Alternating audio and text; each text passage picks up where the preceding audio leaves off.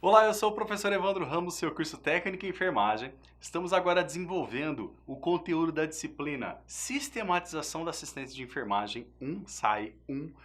É importante a gente entender o processo de sistematização e também o processo de enfermagem no trabalho e execução de ações de enfermagem, ok? Nesta aula nós vamos trabalhar o item 1 do seu material, Introdução às Teorias de Enfermagem, ok? Você já teve uma noção desses aspectos relacionados às teorias de enfermagem lá na disciplina de Fundamentos de Enfermagem, e agora nós vamos fazer o aspecto de ligação dessas teorias com o aspecto de locais, ambiência e também quais são as perspectivas relacionadas aos cuidados. Vamos lá? Bem, é importante que para a seleção de uma teoria de enfermagem, é importante que a equipe, o enfermeiro, a enfermeira, ele funcione e entenda o alicerce, literalmente, do serviço que vai ser executado.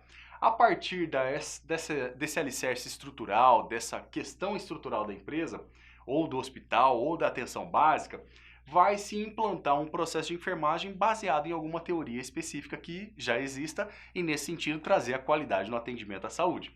Nesse sentido também, alguns critérios importantes devem ser levados em consideração para a definição de qual teoria de enfermagem será utilizada para aquele atendimento à saúde, ok? E nesse sentido, a teoria vai fundamentar, literalmente, a prática da assistência de enfermagem naquela instituição de saúde, seja numa unidade básica de saúde, seja numa clínica, seja num ambulatório, seja num hospital, seja numa unidade de referência, por exemplo, 24 horas, ok?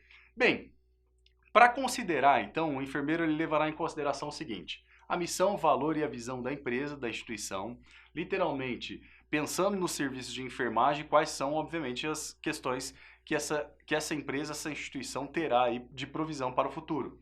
Outras questões importantes é o nível de assistência à saúde. Qual é o nível de assistência à saúde? É primária, secundária, terciário?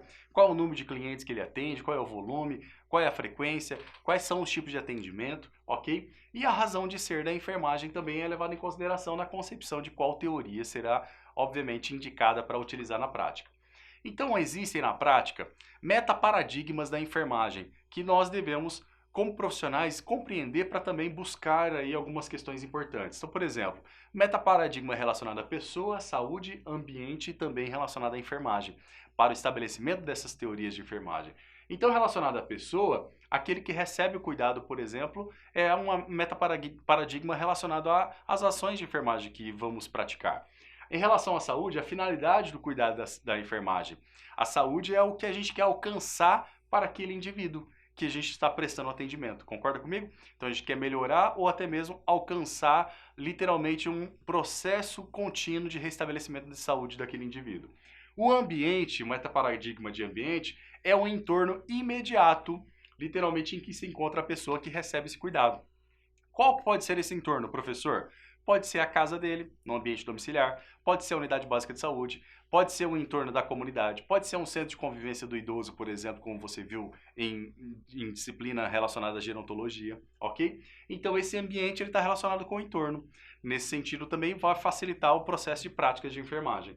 E a enfermagem é a ciência do cuidado executada por meio, literalmente, de uma metodologia assistencial. Então, esses 4 metaparadigmas da enfermagem, eles fundamentam nossas ações de enfermagem. E elas vão estar baseadas também em uma teoria de enfermagem para facilitar o processo e a sistematização da assistência de enfermagem. Níveis de atenção à saúde. Como você já conhece, existe o nível primário, secundário e terciário. No nível primário, basicamente, fazemos ações de prevenção, promoção e também algumas questões relacionadas a tratamento. Nesse sentido, nós temos aqui 2 teorias de enfermagem, da Imogen King e da Rosemarie Parcet, que é francesa, justamente que abarcam essas questões relacionadas à prevenção à saúde.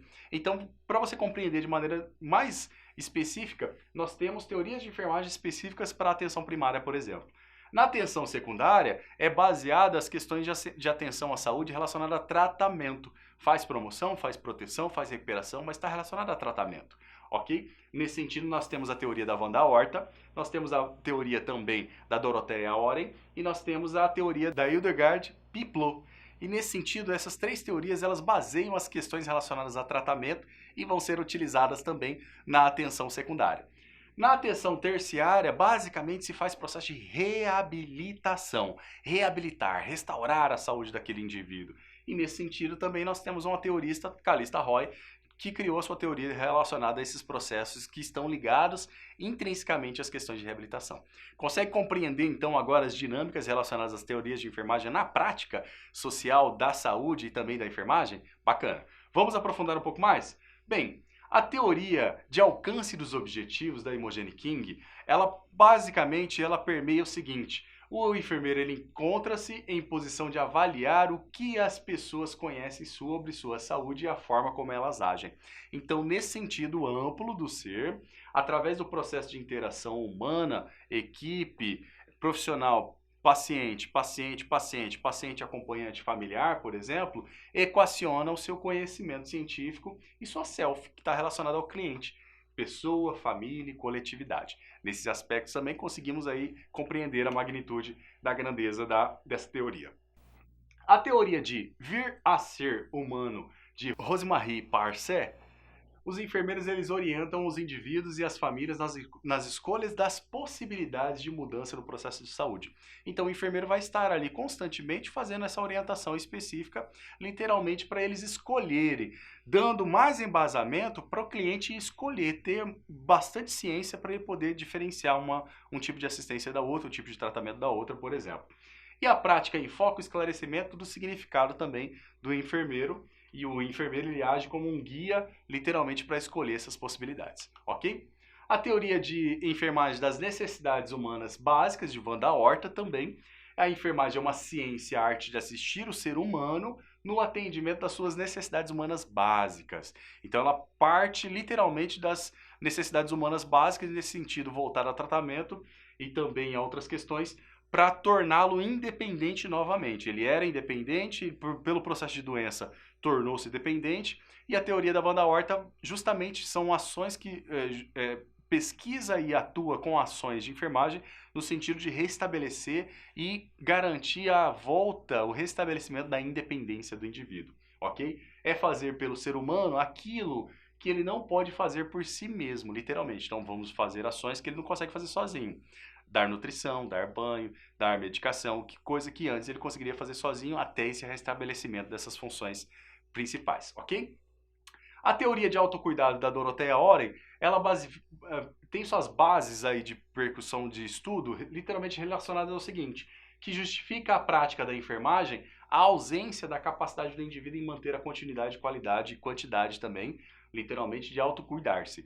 Então está bem relacionado ao autocuidado também, mas a Dorothea Oren, ela justifica a prática da enfermagem justamente por conta dos aspectos de doença daquele indivíduo, na recuperação da doença, no dano ou também a maneira de enfrentar os seus efeitos. Pode estar relacionado com alguma dependência, por exemplo, emocional, psicológica, que ele não consegue ter ou evoluir de maneira a enfrentar também algum tipo de problema de vida que esteja acontecendo, ok? Para a criança, por exemplo, a condição é a inabilidade dos pais ou responsáveis. Então a enfermagem entra justamente para orientar, acompanhar, suprir essas necessidades, mas não substituir, ok?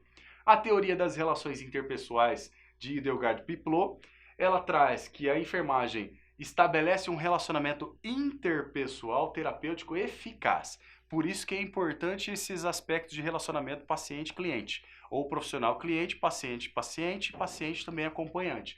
Nesse sentido também visando reconhecer e as respostas das necessidades, ajudando o cliente no que for relacionado à pessoa, à família e também à coletividade.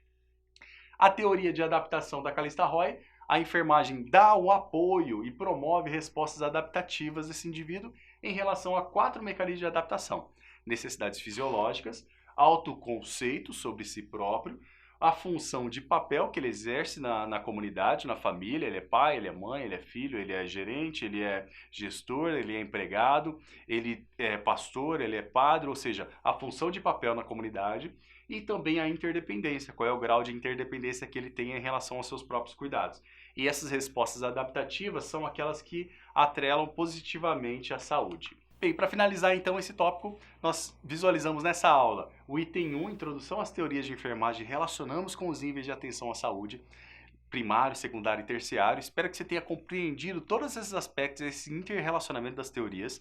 A nossa prática de enfermagem, de enfermeiro, técnico de enfermagem, auxiliar de enfermagem, ela se baseia nas teorias e o enfermeiro vai desenvolver algumas ações importantes lá na sua prática, na instituição que você for trabalhar no futuro e que vai fazer estágio daqui a algum tempo. Ok? Obrigado pela sua atenção e aguardo você lá na próxima aula.